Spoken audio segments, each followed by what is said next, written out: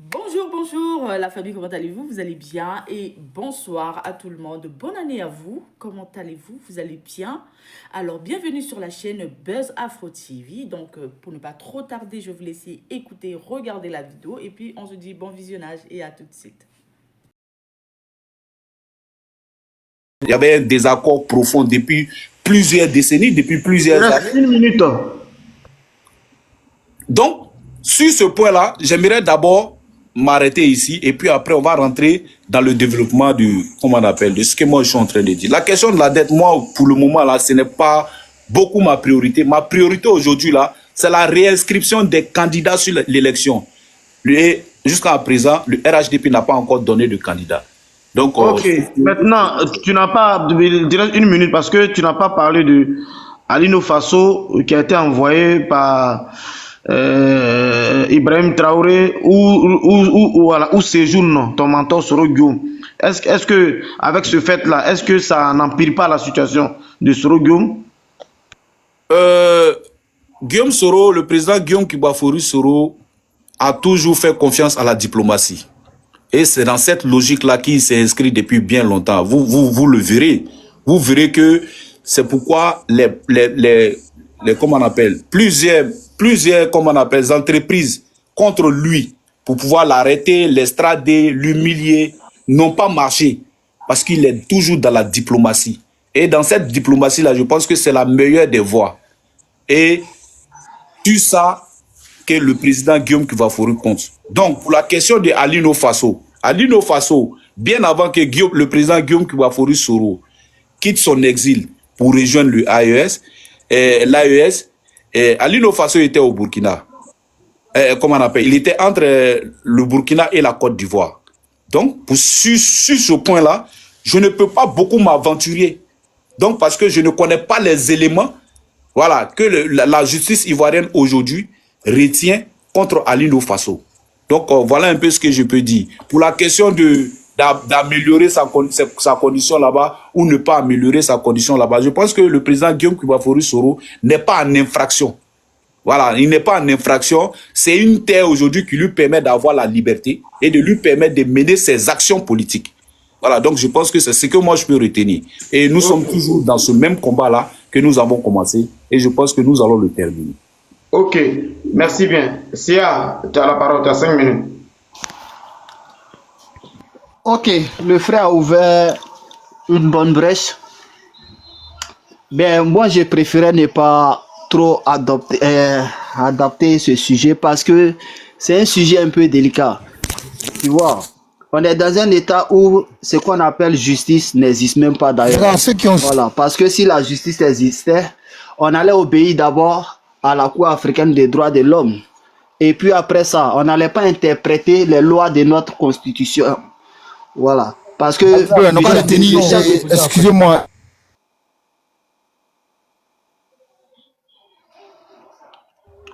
Le chef d'État... Excuse-moi. Excuse-moi. Sia. Mais tu viens pour une raison. Sia. Ouais, tu déconnes. Descends, tu reviens après. Tu baies. Voilà. Aujourd'hui, quand on attribue, on dit non, quand on est au pouvoir, donc quand il y a un problème, on est responsable. Mais aujourd'hui, la question de la responsabilité qui concerne la Constitution, on situe ça au CNT. Voilà. C'est-à-dire quoi? Ils ont appelé à un boycott et que c'est ce qui a permis que ces gens-là soient morts. Jusqu'à présent, il n'y a pas eu de justice. Peut-être que certaines personnes qui sont sorties même pour manifester, la manifestation qui est d'abord un droit en Côte d'Ivoire, ces personnes qui sont sorties manifester, peut-être que quelques-uns se trouvent encore en prison. Donc ici, moi, j'ai préféré me taire dessus parce que c'est comme si on est déjà étouffé et que on ne peut pas en parler. Quand on nous parle d'une justice forte ou d'une armée forte, il y a eu des cas qui se sont perpétrés en Côte d'Ivoire et que jusqu'à présent, quand M. Assalé Tiemoko, avec son article de journal qui avait, le cas Zasso avait pris pour parler des dénonciations des RAF 4 qui ont été dénoncés sous le mandat de Gbagbo, quand Assalé Tiemoko a commencé les audits, les enquêtes au niveau des entreprises pour dénommer les détournements. Il a échappé à un assassinat. C'est ce qui a fait qu'il s'est tué aujourd'hui. Si la justice ivoirienne ne sait pas quoi prononcer dessus, je veux même pas revenir sur la question des constitutions. Je pense que, voilà, on veut tordre la main à toute une population sous spéculation pour dire non, et la population me réclame. Et si chaque politicien en Côte d'Ivoire a les partisans qui peuvent le réclamer d'être candidat.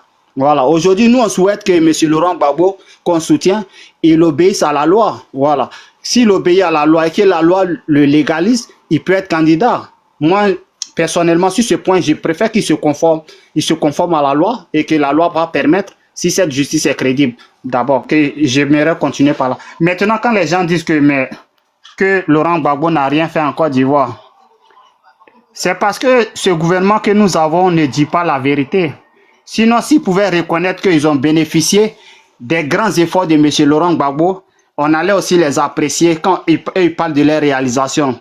D'abord, voilà, Laurent Gbagbo se sentant coincé face aux sanctions économiques lancées par FMI et autres institutions financières, il va se tourner maintenant vers les bailleurs de fonds, vers les bailleurs de fonds pour diversifier les relations de la Côte d'Ivoire.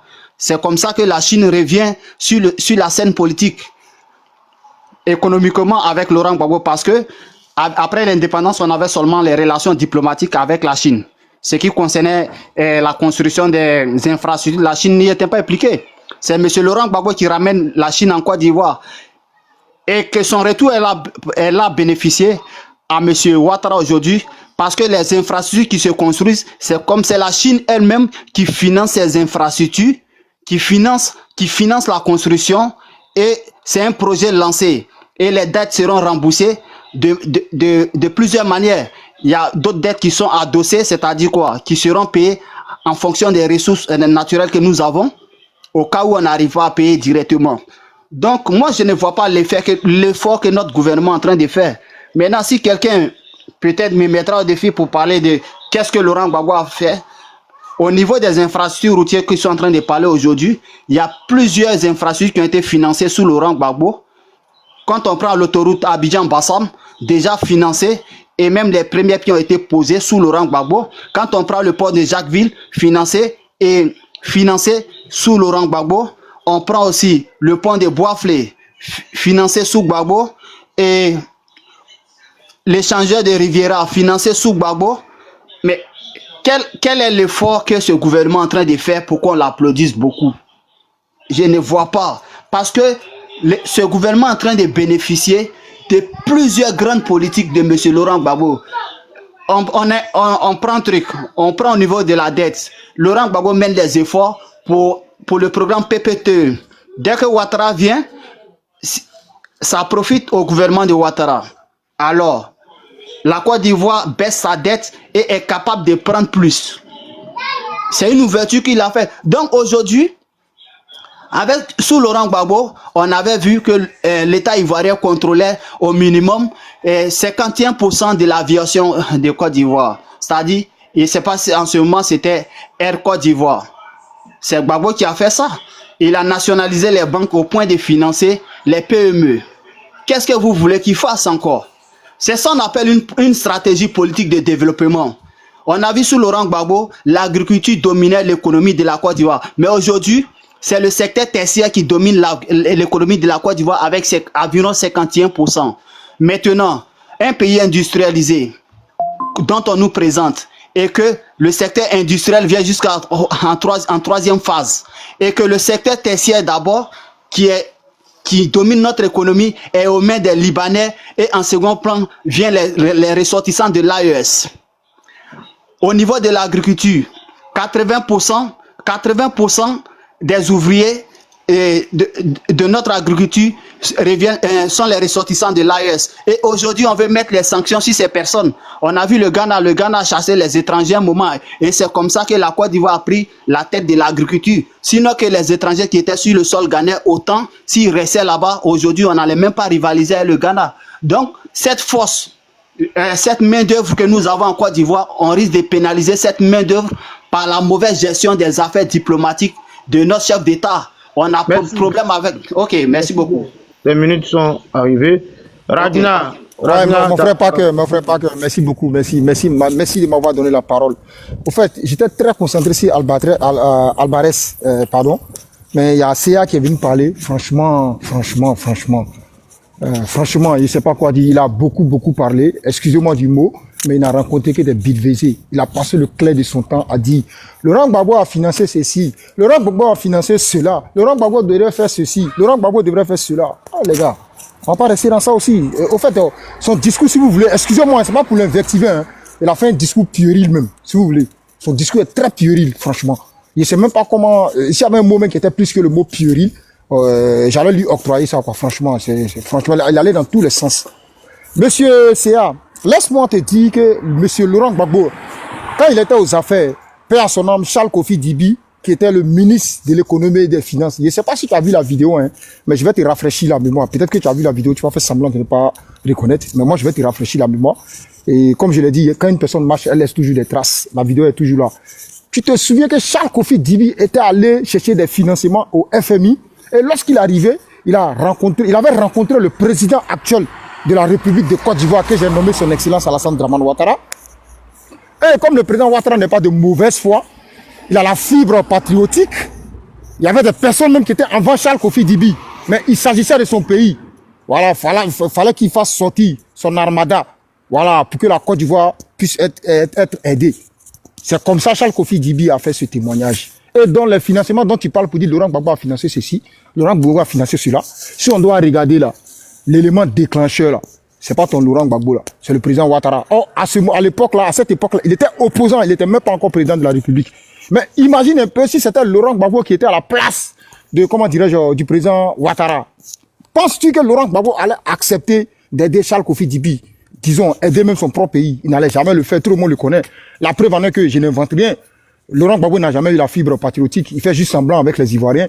La preuve en est que lorsque la Côte d'Ivoire a remporté la Coupe d'Afrique 2024, ce monsieur n'est jamais sorti pour faire un poste pour féliciter les éléphants. A fortiori, les inviter chez lui pour parler avec eux, pour les féliciter, les inviter à une table à discuter avec eux. Il n'a jamais fait. Mais lorsqu'il s'agit d'un événement malheureux, c'est là Laurent Gbagbo apparaît toujours.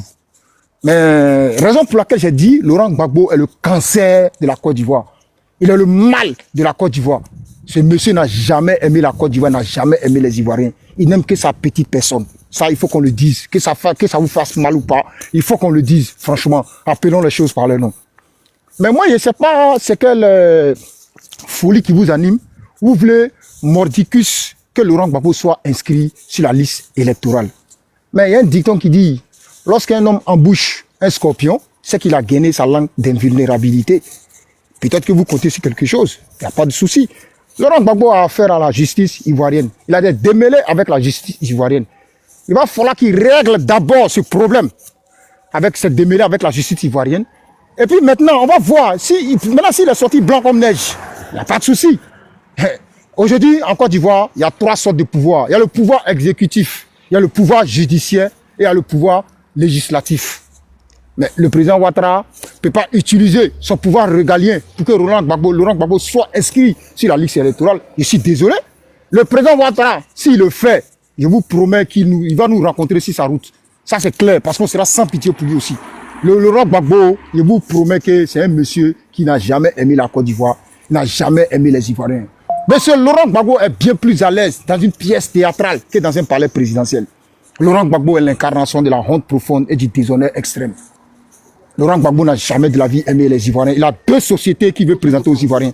C'est juste faire de Nadi Bamba, mordicus première dame. Et c'est cette même Nadi Bamba qui est en train de le pousser coûte que coûte. Et son second programme, c'est Ouattara doit partir. Mais on lui demande le motif. Pourquoi Ouattara doit partir? Il n'a jamais eu de motif. Vous comprenez? Il y a trop de va contre Laurent Gbagbo. Si on fait sortir tous ces va-là contre lui-là, lui-même, ça va pas l'arranger. Donc, ne venez pas faire passer votre Laurent Gbagbo comme un dieu. Oh, il n'en est pas du tout. Il est juste en train d'instrumentaliser la horde des masochistes à l'état achevé Go pour coûte que coûte créer un bain de sang. La preuve en est que lorsque ce monsieur a participé à 3 élections présidentielles en Côte d'Ivoire, il y a toujours eu mort d'homme. Ça, c'est pas monsieur Sia qui va me dire le contraire.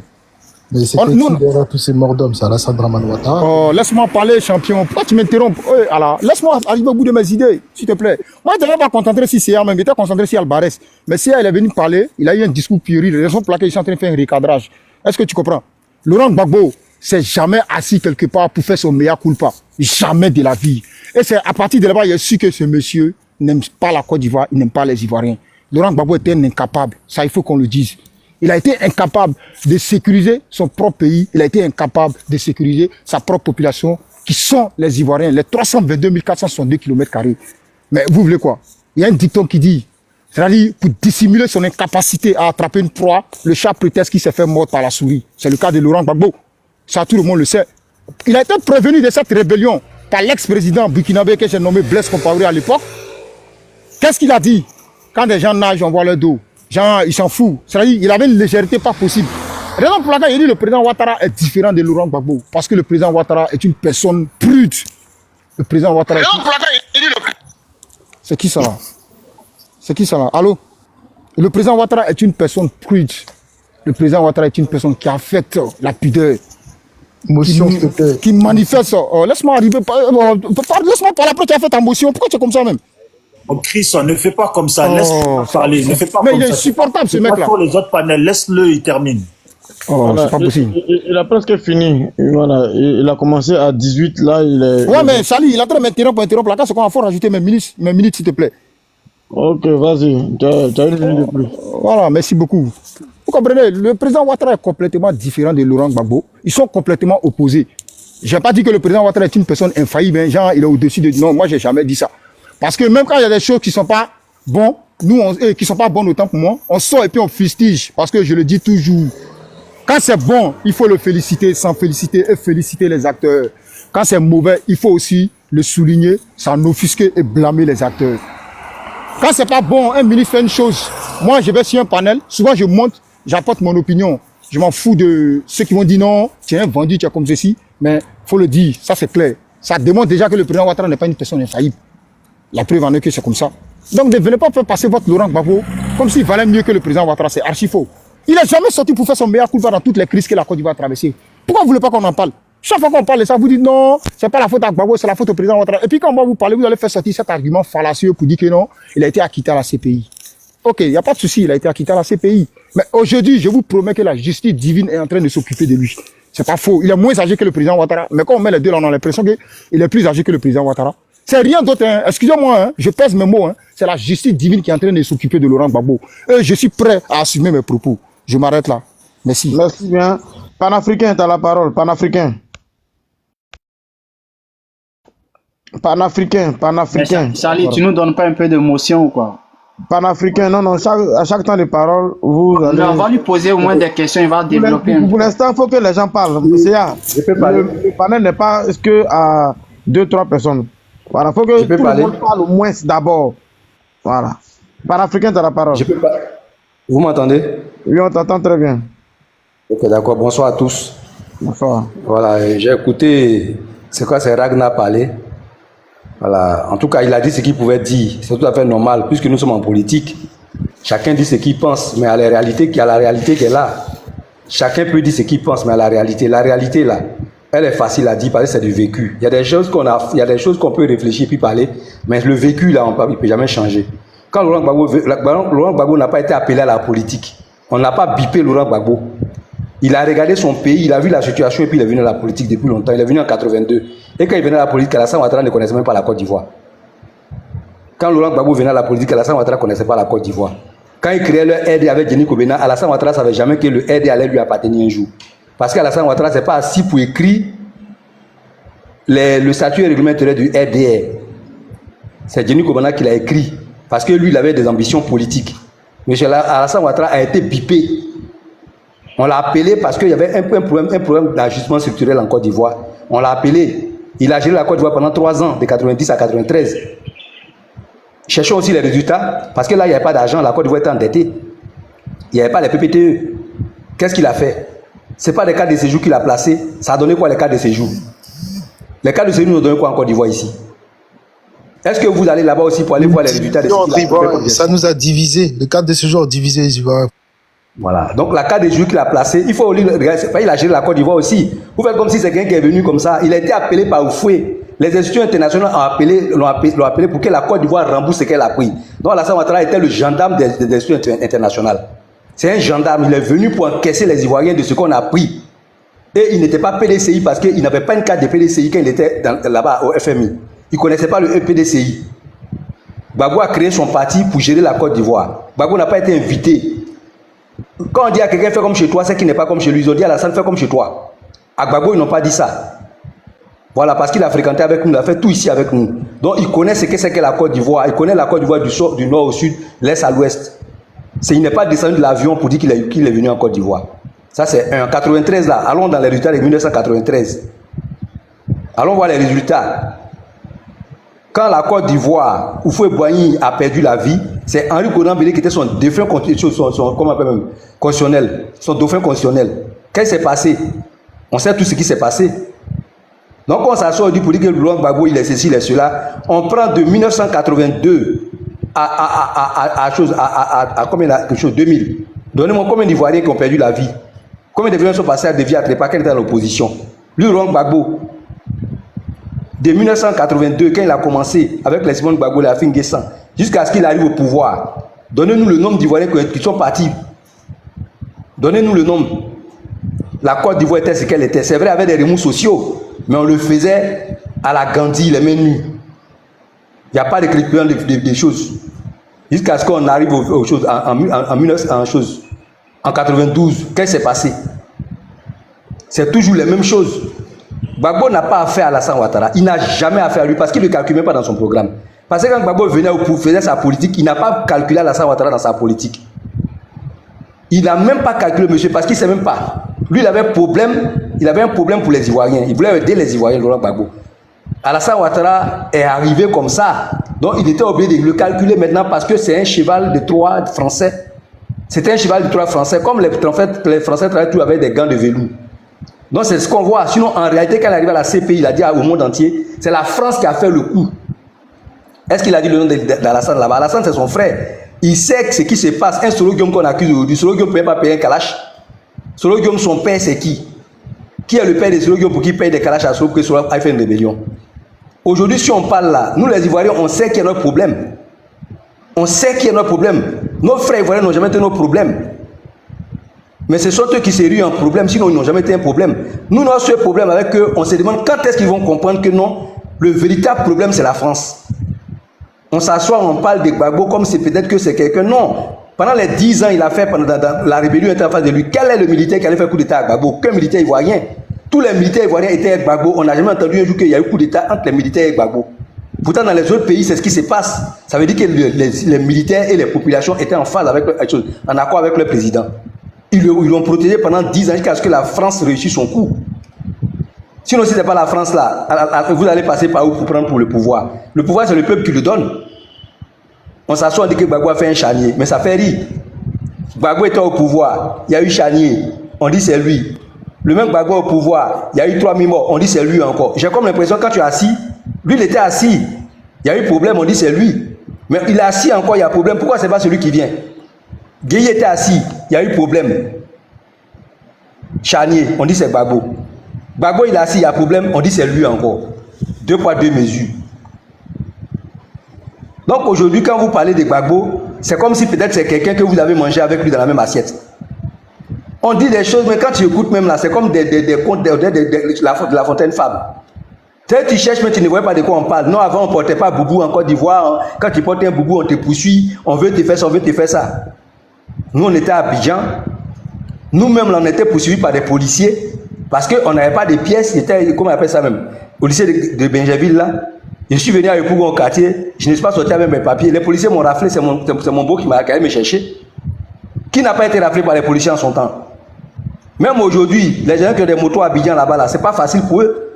C'est les mêmes policiers. Vous voulez dire que les policiers ivoiriens, c'était des Djoula, c'était des BT seulement, ou c'était des gars de l'Ouest seulement. Les policiers traquaient tout le monde en son temps.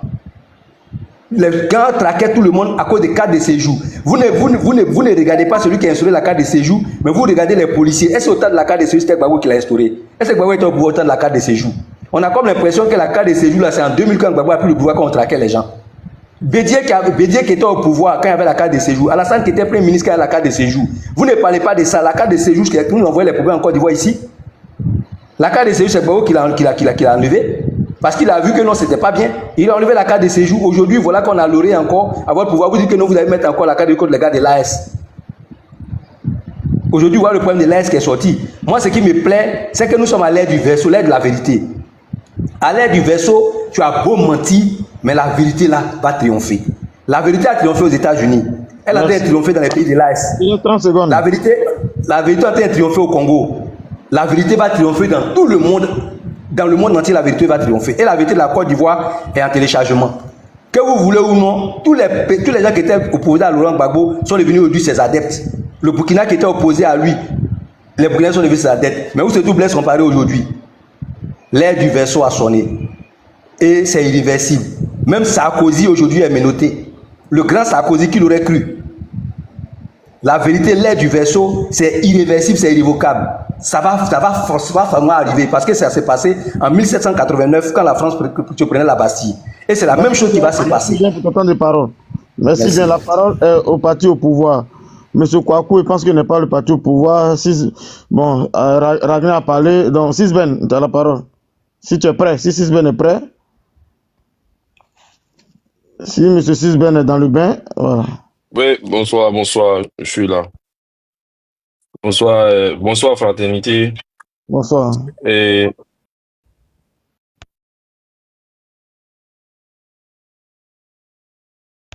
vas-y, ton micro, je ne sais pas si tu t'es muté toi-même. Sisben, ton micro. Tapotez s'il vous plaît. Voilà, tapotez. Oui. Bon, rebonsoir à toi, frère fraternité. Salut au frère Stéon et Kouakou, Alvarez, Ragnar, panafricain qui vient de chuter, et Bijoux d'Afrique. Bon, quand on écoute le panafricain, on en rigole, hein. Dit aujourd'hui que la vérité est en train de triompher et prendre l'exemple de l'AES. Il dit non, le Burkina était contre la Côte d'Ivoire. Moi, je comprends pas, hein. C'est des Ivoiriens qui se sont retrouvés au Burkina et qui ont même demandé des pourparlers avec le président Gbagbo, qui a refusé. Ce sont les Ivoiriens qui sont venus attaquer et non les Burkinabés. Voilà, c'est tout le contraire aujourd'hui. Aujourd'hui, c'est qu'il y a des putschistes qui sont en déphasage avec la CEDEAO. Donc, il faut pas faire d'amalgame, le frère panafricain. Non. Jamais le Burkina était contre Laurent Gbagbo. Non. C'est des soldats ivoiriens qui sont retrouvés au Burkina et qui ont demandé à rentrer. On les a empêchés. On en a même éliminé certains. Et puis ils sont rentrés. Voilà. Ils ont décidé de rentrer. Et ça a trouvé que ceux d'en face avait déjà commencé à stigmatiser une population. Donc, c'est carrément le contraire de ce que tu veux nous faire croire, que la vérité est en train de triompher. Aujourd'hui, le Burkina n'est plus à la Côte d'Ivoire. Mais le Burkina n'a jamais aidé qui que ce soit à accéder au pouvoir. Je ne sais pas d'où est-ce que vous sortez cela. Bon, si tel est le cas, bon, nous, on attend, hein. On attend. Vous pouvez, si c'est cela que vous avez envoyé Kone Katina au Burkina aller féliciter des putschistes en les traitant d'héros, bon, nous, on vous attend, venez avec les putschistes là, et puis vous allez venir enlever le président élu des Ivoiriens. Voilà. Et nous sommes rassurés. Parce que, comme tu dis, la vérité est en train de triompher partout. 2025, on va finir une fois pour tout en même temps avec cette guéguerre là. Voilà. Les Ivoiriens vont sortir, ils vont aller voter. Laurent Gbagbo va rester en Côte d'Ivoire. Maintenant, si vous exagérez, on va l'arrêter parce qu'il n'y a jamais 203. On va l'arrêter. On verra maintenant. Ceux qui veulent parler au nom, je sais pas de quelle prophétie, parce que les prophéties là, ça n'a rien changé au pouvoir de Laurent Gbagbo. Il a perdu des élections, il est parti. Voilà, il a perdu les élections, il est parti. Maintenant, si tel que tu dis Laurent Gbagbo est resté au pouvoir pendant 10 ans, c'est que les soldats étaient de son côté. Mais Alassane Ouattara est au pouvoir aussi depuis 14 ans. Non seulement il n'y a pas de coup d'État, mais aussi il n'y a pas de déstabilisation et il n'y a aucune rébellion. C'est que non seulement l'armée est derrière le président Alassane Ouattara, les populations sont derrière lui. Voilà, et aussi, il arrive à veiller au grain et à déjouer toutes les tentatives de déstabilisation. Donc, qui de mieux, hein, pour défendre cette Côte d'Ivoire des Ivoiriens. Mais nous, on dit c'est le RHDP et Alassane Ouattara. On va pas quand même venir nous proposer quelqu'un qui a tout échoué, mais qui est toujours en train de justifier son échec. Non, non, on n'est pas d'accord et je pense que les Ivoiriens sont conscients maintenant et ils vont pas se laisser berner. Voilà, vous n'allez pas prendre les gens par l'émotion. Prendre l'exemple que la vérité a triomphé aux États-Unis. Mais Trump n'est pas quitté en prison. Trump, c'est pas un prisonnier. Quand Trump a perdu les élections, là, il est parti. Il a quitté le pouvoir. Voilà.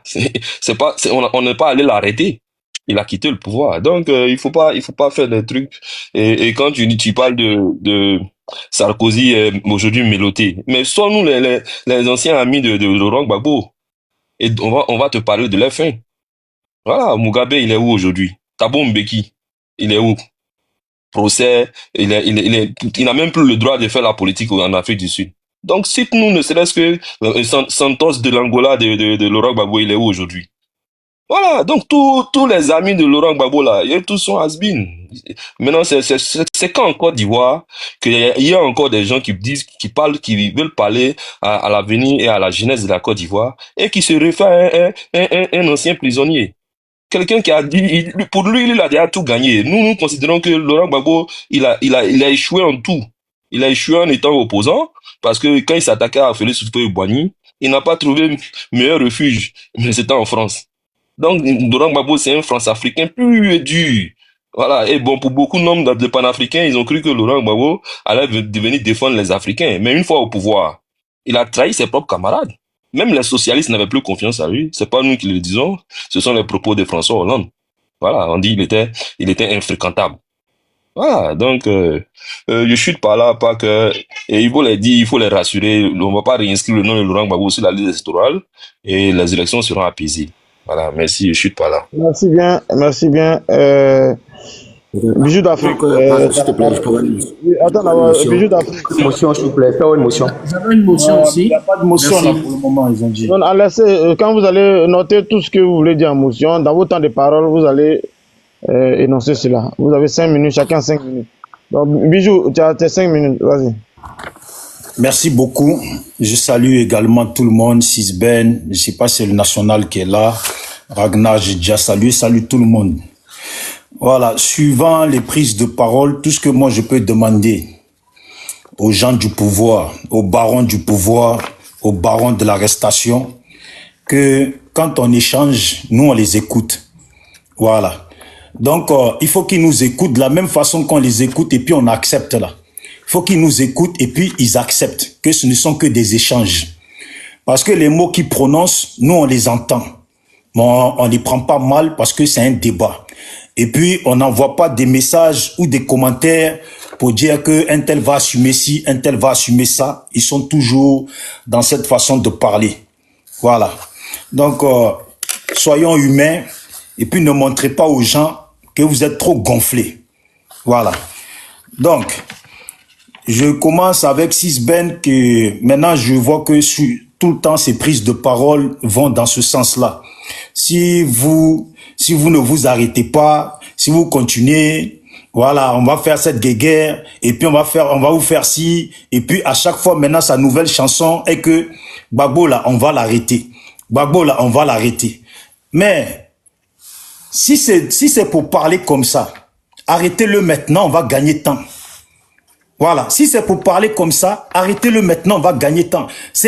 Vous êtes censé être le parti au pouvoir, un parti dont les gens chantonnent et chantent, crient, disent que ils sont un parti de paix, ils sont meilleurs, eux c'est pas des gens violents, c'est eux qui ont été maltraités, c'est eux qui se jouent aux victimes.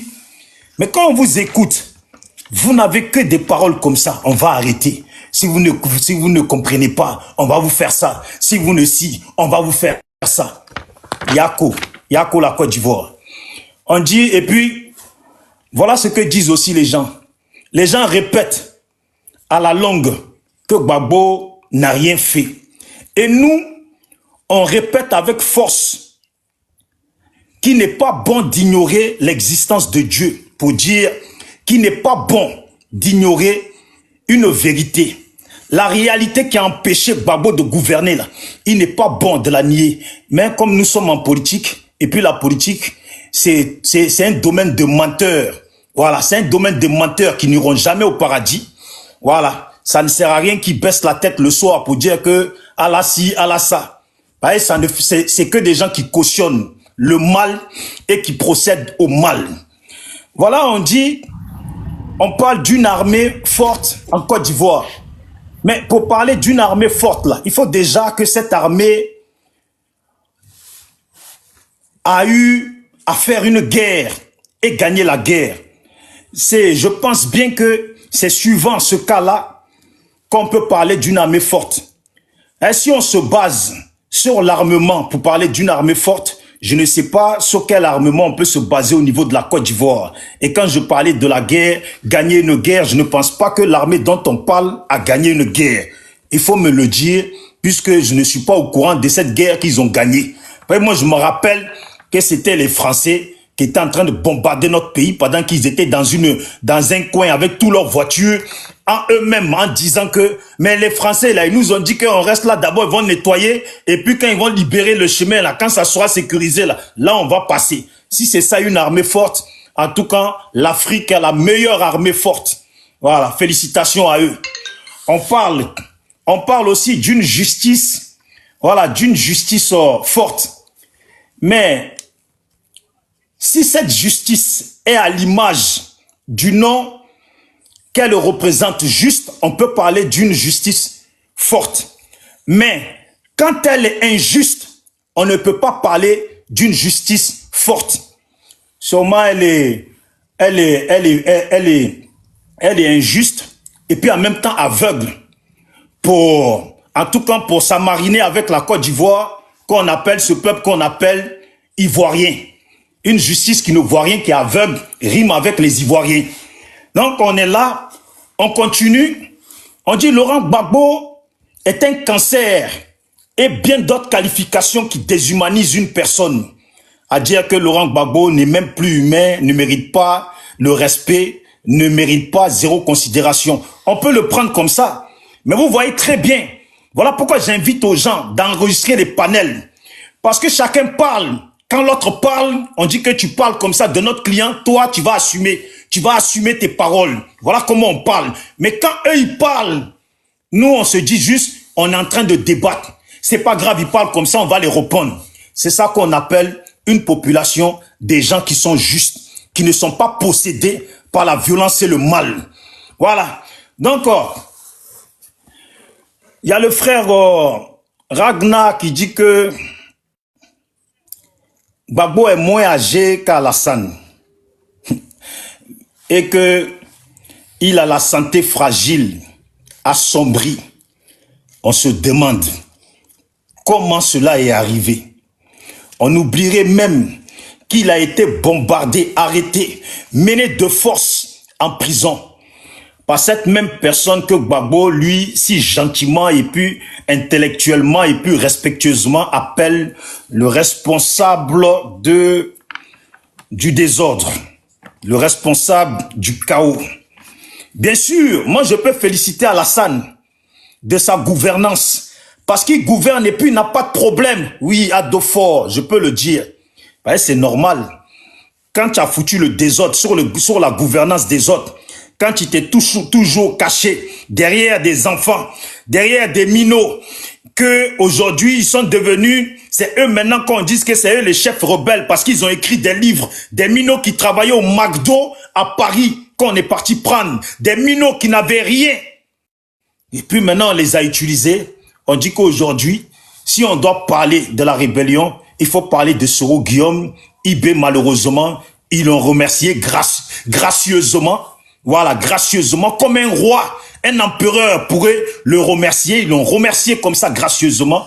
On a constaté, ces enfants sont là, et puis ils ont les larmes aux yeux. Ils sont encore tristes parce que on leur dit que c'est Soro Guillaume qui a tué leur père. Et pourtant, on a suivi ce discours-là où on dit il faut aller le voir. Et puis s'il ne comprend pas, il faut lui faire comprendre. En politique et puis en militaire, il faut le raser. Je pense que aucun militaire ne peut me contredire sur cela. Voilà, Alassane n'a jamais rien fait de mal. Oui, Alassane n'a jamais... Moi, je le dis aussi, qu'il n'a jamais rien fait de mal. Parce que c'est ça qu'il faut dire. Si tu ne veux pas qu'on te dise, tu vas assumer tes propos. Si tu ne veux pas qu'on te menace, il faut dire qu'Alassane, il bâtit en Côte d'Ivoire. Les Digba dettes, 35 000 milliards, Digba dettes, il développe le pays. Oui, il développe le pays. C'est ce qu'il faut dire si tu ne veux pas être menacé. C'est ce qu'il faut dire si tu veux que ta liberté tienne le chemin. Vous voyez, c'est triste, mais ainsi va la Côte d'Ivoire. Je remercie les frères pour leur débat toujours, mais moi je leur demande pardon. Quand on vient débattre, il faut débattre avec les autres, avec cette considération qu'on est juste là pour débattre. Merci bien pour le temps de parole. La parole est à Tardeville. Bonjour, merci bien à tout le monde sur le panel. Vous m'entendez? Oui, on t'attend, vas-y.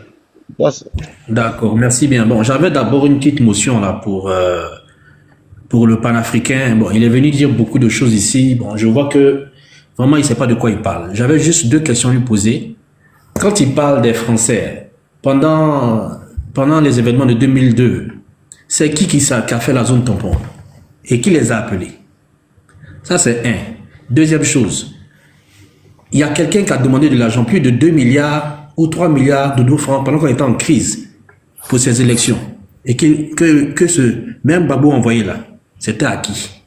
Donc quand on vient maintenant aujourd'hui dire que c'est les Français qui sont à l'endroit. Maintenant aujourd'hui, parce que vous êtes dans une autre posture, aujourd'hui vous dites que non, les gens de l'AES ils sont bien.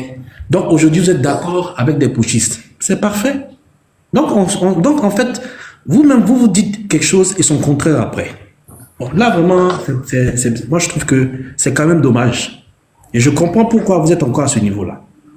Bon, pour le frère qui vient de parler tout à l'heure, il parle de Dieu, il parle de lui, on menace les gens, on a une manière de parler. Non, il faut qu'on se rappelle.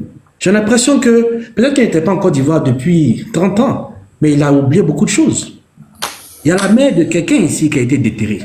C'était au temps de qui? On a tué des gens, excusez-moi, on a tué des gens ici. C'était au temps de qui? Tu parles d'injustice. Mais tu peux aller dire ça à M. Gris, tu peux aller dire ça à sa femme, Rose Doudou, tu peux aller dire ça à Camara H, à M. Dakouri Tablé, à Yves Lamblay. Mais de quoi vous parlez? Vous êtes ici, vous parlez, mais je suis désolé, mais on n'a jamais tué quelqu'un. Il n'y a jamais eu quelque chose. Mais quand vous arrivez, vous dites des bêtises, des mensonges. Mais c'est normal qu'on vous interpelle. On vous laisse une certaine liberté, mais il ne faut pas abuser. Les gens vont dans des émissions ici, en Côte d'Ivoire. Ils insultent tout le monde, tout ce qu'ils veulent. Est-ce qu'ils sont inquiétés? Le lendemain, ils rentrent chez eux. Le soir, ils rentrent chez eux, c'est fini. Mais on a vu des gens ici qui ont juste dit qu'ils étaient RDR. Mais on les a retrouvés morts. Il y a des gens qui ont dit qu'ils étaient RDR. Ils ont été démis de leur fonction. Donc, vraiment, vous êtes très mal placés.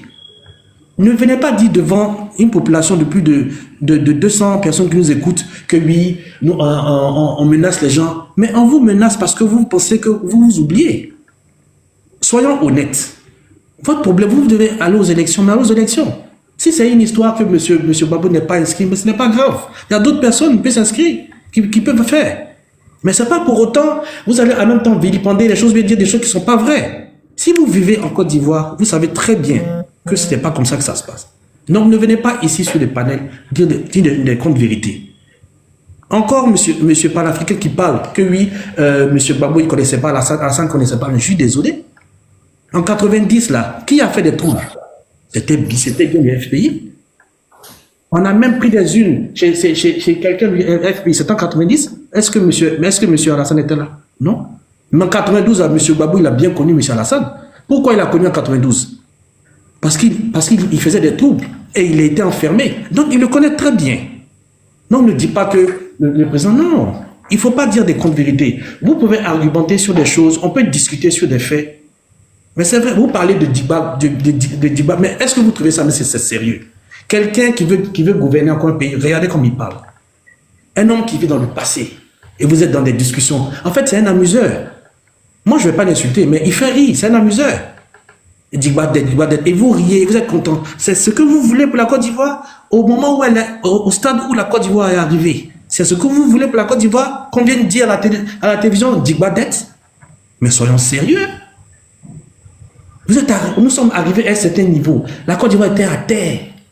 Et vous le savez. Et qui l'a mis à terre, vous le savez. Parce que quelqu'un n'a pas voulu respecter les règles qui ont été établies. Maintenant, on est remonté. Vous vous tapez la partie de partout, vous dites vous êtes Ivoirien. Mais c'est grâce à qui?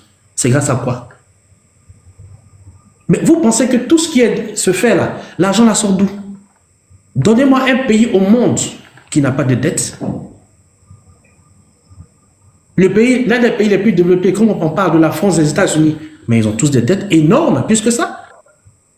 Et aujourd'hui, vous vous plaignez, mais vous êtes bien content de circuler dans Abidjan ou dans la Côte d'Ivoire, de faire des selfies partout, parce que c'est beau, c'est bien, vous avez tout. Mais vous pensez que cela, on l'a comment? Donc je pense que vraiment, venez avec des éléments, on va discuter, on va essayer d'avancer, mais c'est pour venir, si c'est pour venir raconter des histoires, que oui, le panafricanisme, mais vous êtes là avec le panafricanisme, ça veut dire quoi? L'AES là, c'est ce qui compte, c'est pas sur la Russie. Donc vous prenez un autre colon pour aller chez un autre colon. Et là, vous dites que vous êtes souverain, mais c'est n'importe quoi. On a vu Ibrahim Traoré ici aller mendier des céréales. C'est là que vous dites que vous êtes souverain. Il faut arrêter, arriver un moment. Et vous allez le supporter. Non. Soyons honnêtes. Si vous n'avez rien à dire, si vous n'avez pas de programme, mais ce n'est pas la peine de venir. Vous n'êtes pas obligé aussi d'aller aux élections. Mais ces élections-là seront faites. Elles seront démocratiques, elles seront ouvertes. Et ce que vous pouvez apporter, vous allez apporter. Si les Ivoiriens veulent de vous, mais ils vous voteront. Mais on vous a dit d'être calme. Mais si vous continuez vos comportements, mais on va vous menacer d'arrêter. Mais ça sera selon la loi. On ne va pas dire quelqu'un. Parce que ce n'est pas notre devise. Et M. Gbagbo lui-même peut dire merci à M. Ouattara. Il est vivant, c'est grâce à lui. Et comme je répète encore, M. Gueye n'a pas eu cette chance. Sa femme, qu'est-ce qu'elle faisait? Elle n'a pas eu cette chance. Donc, s'il vous plaît, arrêtez de dire des choses qui ne sont pas vraies. Les gens nous écoutent. Apportez-leur de nouvelles choses, des informations utiles. Et non pas venir vous plaindre. Vous avez oublié ce que vous faisiez avant, mais nous n'avons pas oublié. Mais nous avons laissé tomber. Donnez-moi un homme qui serait d'accord qu'on déterre sa mère qui est décédée. Donnez-moi quelqu'un de vous. Mais est-ce qu'il a une fois parlé de ça, ou bien ne pas pardonner les gens? Mais il a pardonné. Cette date aurait pu faire que, il aurait pu ne pas laisser la vie à l'ancien président. Mais parce qu'il aime l'homme. Il aime l'être humain. Il aime les Ivoiriens. Et c'est aujourd'hui que vous avez venu dire non, c'est comme si c'était un dictateur, on n'a pas le droit de parler. Mais vous parlez là actuellement. Qui vous empêche de parler? Est-ce que demain vous serez inquiété? Non. Merci. Donc je referme mon micro, merci.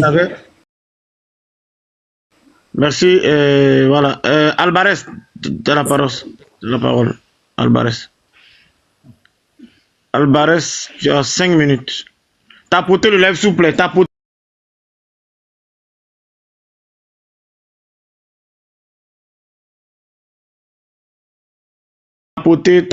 Tapoter massivement. Allons-y dans le tapotage. Panafricain, tu as la parole. Parce que Alvarez, voilà. Non, il est là. Allô? Oui, Alvarez. Oui. J'ai la parole. Ouais. Okay. Oui, tu as la parole là. Merci beaucoup. Je pense que j'ai écouté quelques interventions.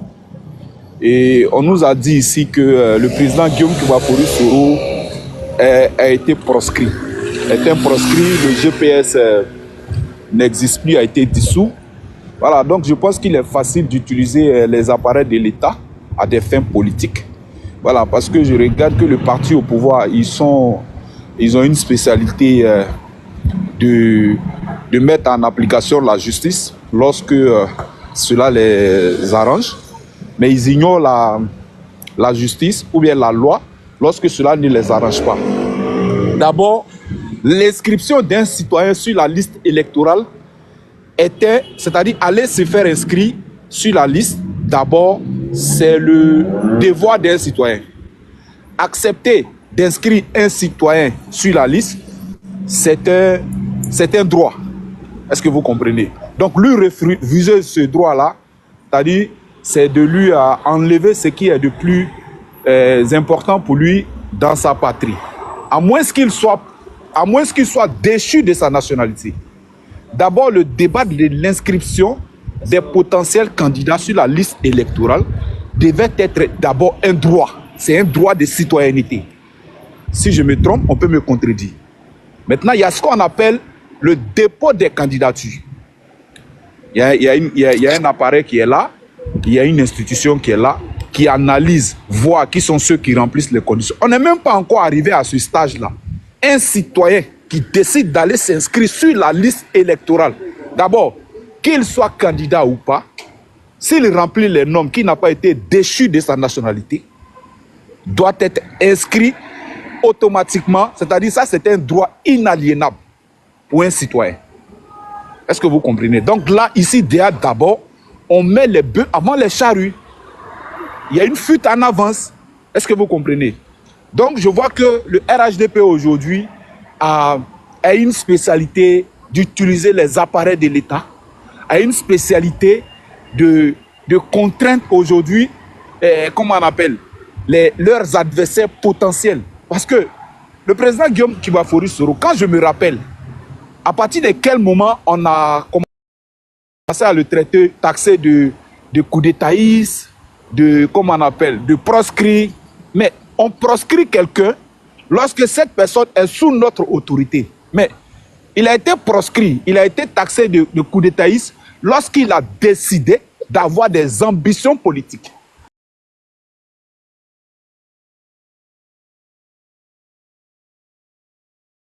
Appareil politique pour aller à la conquête du pouvoir.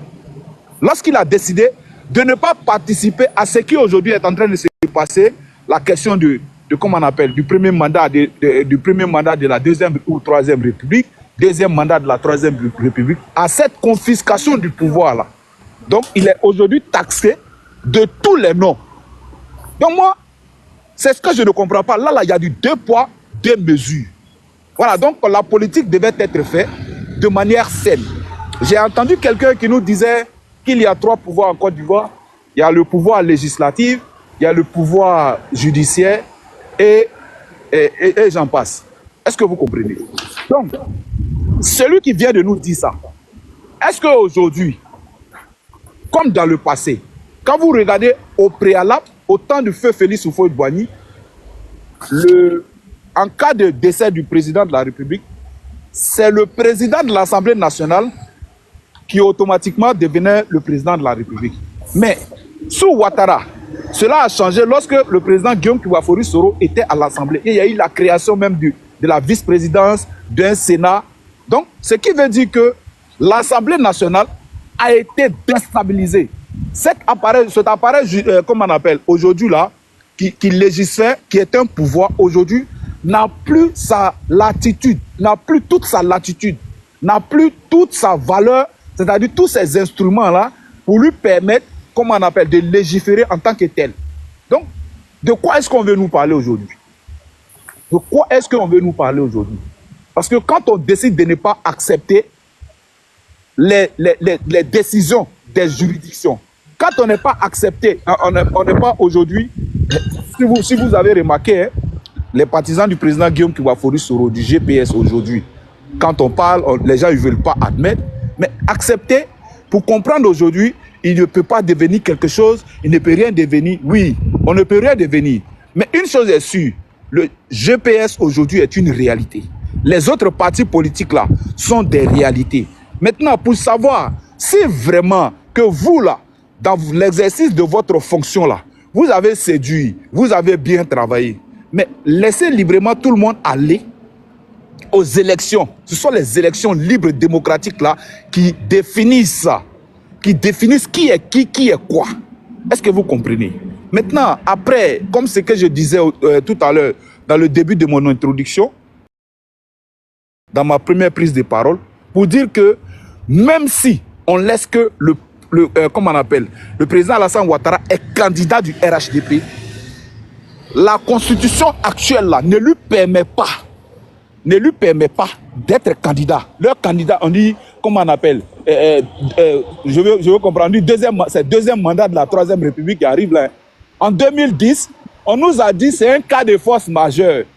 on est d'accord. Mais est-ce que après 5 ans là, on n'a pas eu le temps de préparer un candidat? Si l'État est une continuité, serait bel et bien à mesure, comme le candidat Gbagbo Laurent n'est pas retenu. D'abord, pour être retenu, il faut être inscrit sur la liste en tant que citoyen, d'abord dans un premier temps. Il y a ce qu'on appelle le dépôt des candidatures. Chaque candidat, il y a une caution qui est fixée. Chaque candidat se donne les moyens d'aller payer cette caution-là. Et après, il y a analyse et il y a l'acceptation des candidatures. Est-ce que vous comprenez? On n'est même pas encore arrivé à ce stage-là. Il ne faudrait pas qu'on fasse l'amalgame. Parce que quand je regarde, aujourd'hui, on fait l'amalgame. On fait l'amalgame. Ici, d'abord, on parle du citoyen ivoirien. L'inscription sur la liste, là, on parle des citoyens. La personne de Gbagbo Laurent, la personne du président Guillaume Kubafouri Solo, sont-ils des Ivoiriens déchus de leur nationalité, oui ou non? C'est cette question-là qui est là. Moi, c'est Moko Alvarez. Est-ce que je suis capable de m'inscrire en tant qu'Ivoirien sur la liste électorale, en tant qu'individu, en tant que citoyen? Ça, c'est un droit. Et ce droit est inaliénable. Voilà, donc je pense qu'il est très facile. Si on dit on va revenir sur la VA, avant de chuter, le président Ouattara lui-même, il a dit ici, comment on appelle, une interview, il a dit il est facile d'utiliser les appareils de l'État à des fins politiques, d'instrumentaliser les appareils de l'État à des fins politiques. Donc, je pense que je voudrais un peu m'arrêter ici. Merci pour ton temps de parole. Ragna, tu as la parole. Ragna.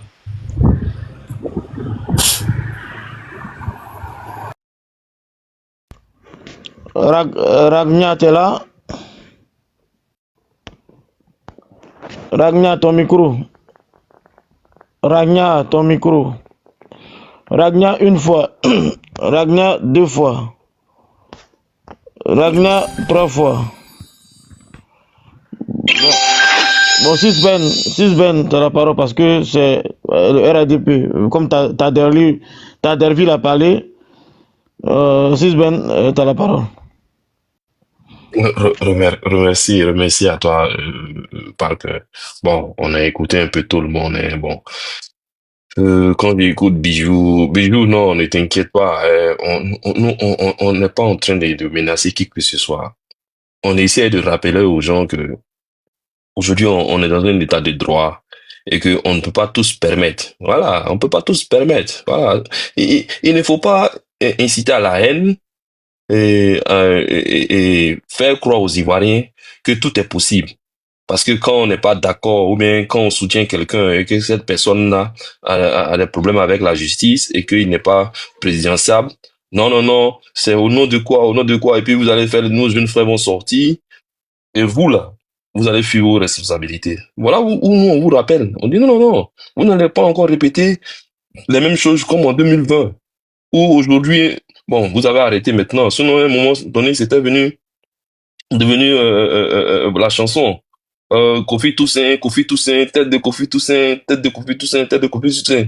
Mais c'est pas ce que les parents de Kofi Toussaint ont demandé. Voilà. Les parents de Kofi Toussaint n'ont rien demandé. Donc, on ne veut pas encore de Kofi Toussaint bis. Voilà. Vous allez attiser la haine, faire croire aux jeunes frères qu'il faut sortir. Il faut sortir pour aller s'en prendre à telle ou telle communauté, parce que on entend plus souvent sur vos panels. Et même, c'est ce que Panafricain vient de dire à demi-mot, et en indexant le Burkina. C'est-à-dire, si tu dis RDR, si tu dis RHDP, ça veut dire des étrangers. Même s'ils sont ivoiriens, il faut aller encore rechercher leur origine et autres. Bon, toujours cette guéguerre-là, pour toucher un peu la sensibilité de nos jeunes frères. Voilà où on vous dit, mais si vous tenez de tels propos-là, vous devez aussi être responsable de vos propos. Assumez-les. Et aujourd'hui, Laurent Gbagbo, sorti de prison, il est passé à autre chose. Laurent Gbagbo n'est plus avec ce même discours-là. Nous, ça nous réjouit. Lui, il parle de d'Igba dette. C'est une bonne chose. On a avancé quelque part. Maintenant, Laurent Gbagbo sait qu'en Côte d'Ivoire, pour réaliser des choses, il faut s'endetter. Vous avez passé au moins une dizaine d'années. Hein. Bon, Laurent Gbagbo était encore à la haie, mais vous avez habitué les Ivoiriens à toujours nous comparer avec le Ghana. Mais le Ghana voisin, là, ils sont plus endettés que la Côte d'Ivoire, avec plus de 52 000 milliards comme dette. Mais allez-y voir les PIB. Le Ghana, là, quand Laurent Gbagbo laissait le pouvoir et quand Alassane Ouattara arrivait au pouvoir en 2012, on avait 36 milliards de dollars de PIB. Le Ghana avait 42 milliards de dollars de PIB. Mais Alassane Ouattara a rattrapé le Ghana et on les a dépassés. On les a dépassés aujourd'hui. Nous sommes à près de 80 milliards, là où le Ghana est à peine à 72 milliards de dollars. Donc, donc nous là, rien qu'avec 30 000 milliards de francs CFA, eux, ils ont 52 000 milliards. Mais la Côte d'Ivoire d'Alassane Ouattara les a non seulement rattrapés après une sortie de crise, et puis on les a dépassés. On les a dépassés. Et là, maintenant, vous avez les gens, ceux qui venaient avec le discours, les anciens gars de LMP, qui venaient toujours avec les comparaisons, le Ghana fait mieux, le Ghana veut mieux, ils ont disparu des radars. On n'entend plus parler. Avant, on pouvait même pas dormir. Si Alassane est fort, mais le Ghana est mieux. Ils ont leur monnaie, ils ont ci, ils ont ça. Aujourd'hui, là, ce discours-là a disparu. C'est comme si ça n'avait jamais existé. C'est comme si ça n'avait jamais existé. Bon, comme on le dit dans le jargon ivoirien, vous êtes venu mettre les Ghanéens dans le problème parce qu'en le comparant avec Alassane Ouattara, Ado, on le met pas au défi. Donc, on a dépassé le Ghana non seulement avec la monnaie du franc CFA, on a dépassé le Ghana. On était à 36 milliards, ils étaient à 42. On est venu, on les a dépassés rien qu'avec uniquement que 30 000 milliards de dettes et ils sont à 52 000 milliards de dettes. Pour vous dire qu'avec Alassane Ouattara, nous on n'est pas là pour faire la bouche. Ils sont pays pétroliers que nous. Ils nous suivent directement. Juste après nous là, c'est eux qui viennent en deuxième position dans la production de cacao. Mais ils sont encore grands producteurs d'or que nous. Si ces ressources là, ils ont plus que nous. Mais allez-y vous posez la question comment Alassane Ouattara est arrivé à dépasser le Ghana. Rien qu'avec 30 000 ou avec 50 000, 52 000, et ils sont toujours derrière. En train aujourd'hui, là, Dramani est revenu au pouvoir parce qu'il a mené sa campagne rien qu'en disant aux Ghanéens qu'ils allaient faire comme Alassane Ouattara. Alassane Ouattara de Côte d'Ivoire, là. C'est ce qu'il allait proposer aux Ghanéens et puis ils l'ont voté. Et maintenant, en Côte d'Ivoire, il se trouve des gens pour venir nous vendre Laurent Gbagbo. Regardez comment c'est aberrant. Voilà votre exemple là. Ils disent. Et les Ghanéens ont refait confiance à Dramani parce que Dramani dit lui va faire comme Ado.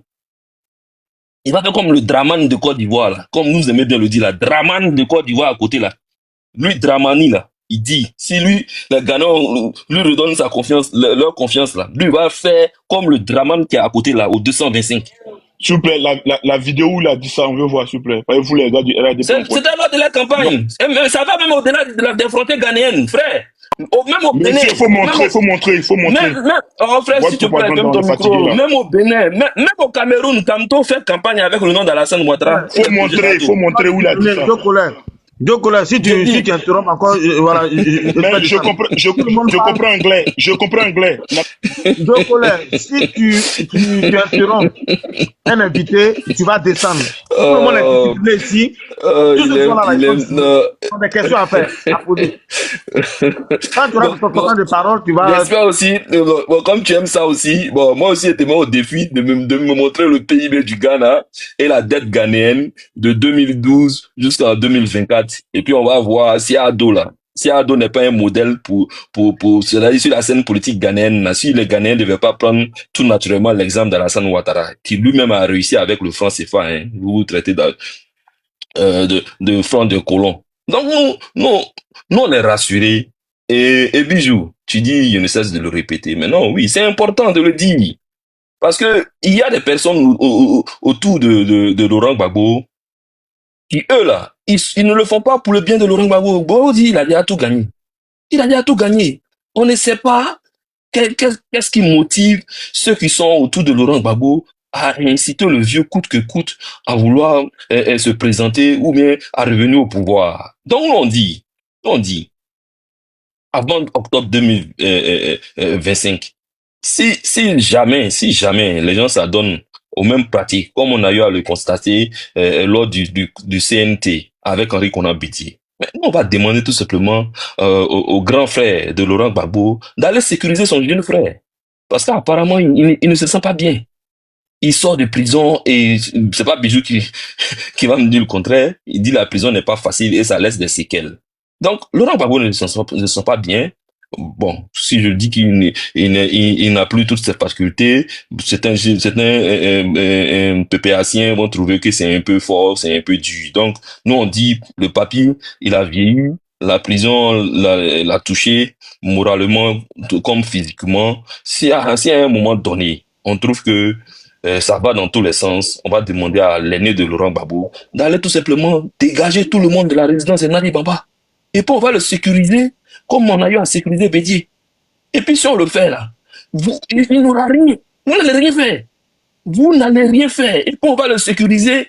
Et puis il pense que il va plutôt remercier Alassane Ouattara que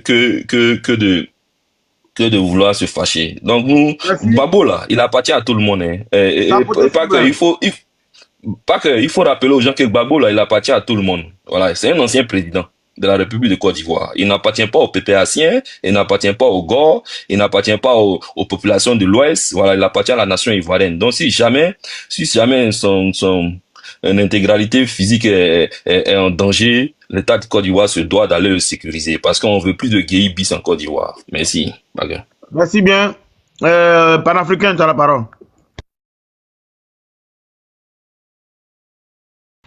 Panafricain, ton micro. Moi, après 6 Ben, tout à l'heure, c'était moi. Ouais, j'ai trouvé mon micro là. Ok. Merci. J'ai écouté le frère tout à l'heure, là, 6 Ben. 6 Ben, il aime dire des choses que l'homme n'a pas dit. Ouais, j'ai pas dit ça. Quand il s'assoit pour dire que non, que moi j'ai dit comme ça que le RHDP, le RDS, c'est des étrangers. Est-ce que moi j'ai pas parlé d'étrangers? J'ai pas parlé d'étrangers.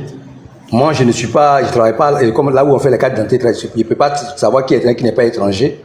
Moi, je ne parle pas de ça. Mais propos, les propos que j'ai eu à tenir, je n'ai pas dit ici que quelqu'un est étranger. Parce que je ne peux pas démontrer qu'il est étranger ou il est ivoirien. Moi, je sais qu'il est ivoirien, ça s'arrête là.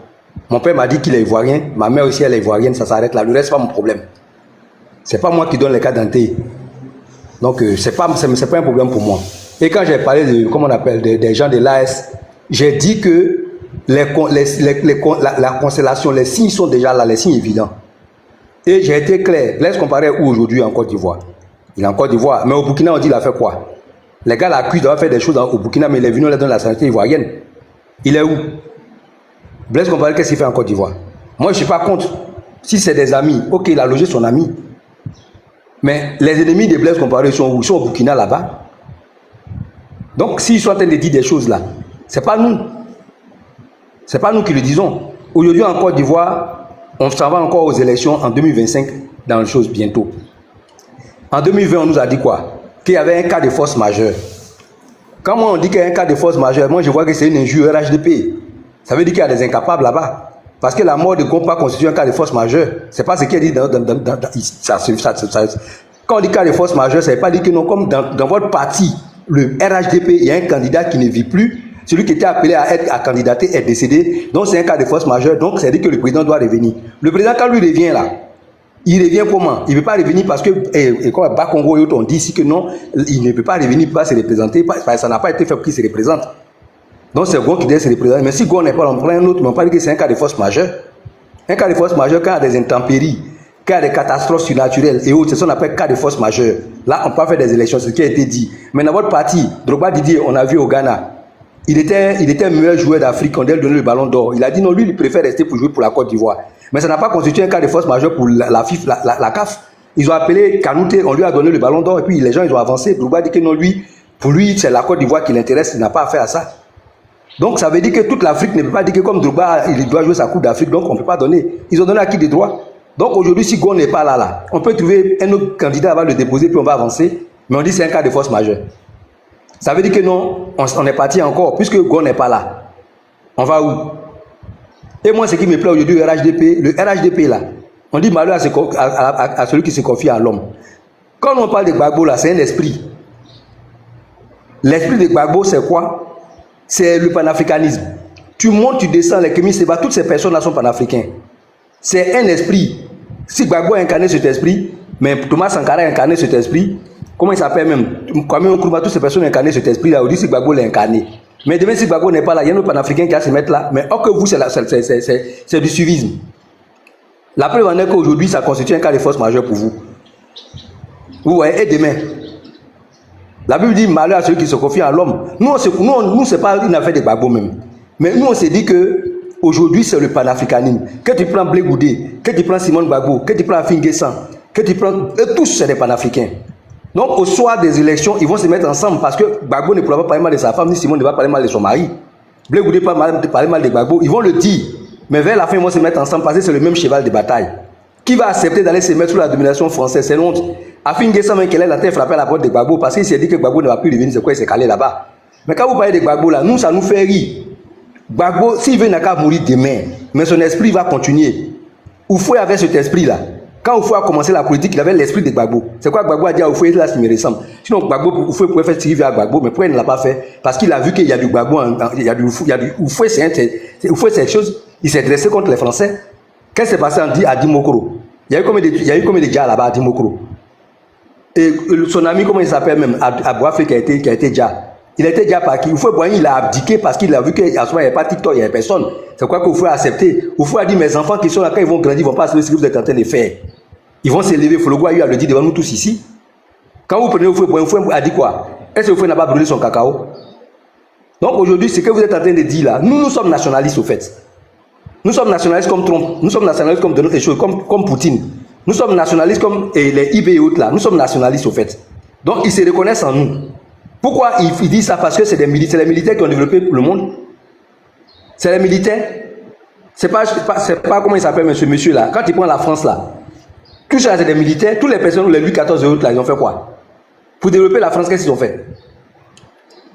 Donc les gens s'asseyent. Moi ça me fait rire aujourd'hui. Parce qu'aujourd'hui vous êtes en train de faire l'apologie d'un homme. Vous modernisez la Côte d'Ivoire, vous dites développement. C'est du modernisme, parce que tout ça a existé. Nous on a grandi à Djamé, ça fait pompier, si on était à 2 pas du plateau. Abidjan était déjà joli. Depuis vous faites Abidjan est joli. C'est quoi qui a changé? Vous avez modernisé les trucs, ça existait avant, vous avez changé. C'est tout. Avec quelques ponts qui sont ajoutés, qui devaient sortir. Moi en tant qu'Ivoirien, il n'y a rien qui me surprend en fait. Parce que je connais de quoi est capable mon pays. Je connais de quoi est capable la Côte d'Ivoire. Donc je ne suis pas surpris. Il n'y a rien qui peut me surprendre. Donc aujourd'hui, vous avez choisi un camp. Vous avez choisi le camp des Français. Mais vous vous cachez. Ne vous cachez pas, affirmez. Les Français se reconnaissent en vous. Après la crise, on a vu les véhicules de la police qui étaient en Côte d'Ivoire. C'était les véhicules français. Les véhicules de la police, c'était les véhicules français qu'on a des Peugeot. C'était les véhicules français. La police française. Donc ne vous cachez pas. Nous, on sait que vous êtes des adeptes de la France parce que vous n'avez pas confiance en l'homme noir. Vous n'avez pas confiance en votre frère noir. Vous avez confiance aux blancs. Et je le dis, je dis que non, Gbagbo Laurent, il était face aux Français. Il est resté avec son armée longtemps. Mais quand tu es contre les Français dans ton armée, ils vont te faire la guerre. On a vu le président Boudiaf en Algérie. On a vu tous ces présidents-là, les Baye Manassaré et autres là. Tous ceux-là étaient dressés contre eux, mais qui les a fait du mal? C'est les propres gars. Et c'est Gbagbo qui l'a fait du mal dans son camp où il était personne. Parce qu'on connaît la volonté manifeste des Ivoiriens. La volonté manifeste des Ivoiriens, c'est que les Burkinabés soient manifestés. Vous les appelez putschistes. Ils sont putschistes là, mais pourquoi le peuple ne se lève pas contre eux? C'est les garants moraux du peuple. Mais le peuple ne se lève pas contre eux. Le peuple est en phase avec eux, le peuple est d'accord avec eux. Mais vous, nous on dit quoi en tant qu'Ivoiriens? C'est ce qu'ils ont choisi d'être putschistes. Nous on a quoi à voir avec? S'ils sont putschistes là, c'est le peuple qui va se lever pour dire que non, on n'est pas d'accord avec les putschistes. Ils vont se lever à la face du monde et le monde va se lever pour les aider. Mais quelqu'un qui ne pleure même pas, qui est à l'aise, qui est en train de planter, qui rit, soit ensemble là-bas. Toi, tu as ton enfant, tu l'as maltraité, l'enfant a fui pour aller chez son oncle, il est à l'aise avec son oncle. C'est vrai que c'est ton enfant, mais l'enfant il est à l'aise chez son oncle à toi. Tu dois avoir honte. Ils disent qu'ils sont à l'aise avec leurs putschistes. Ils disent qu'ils sont à l'aise avec...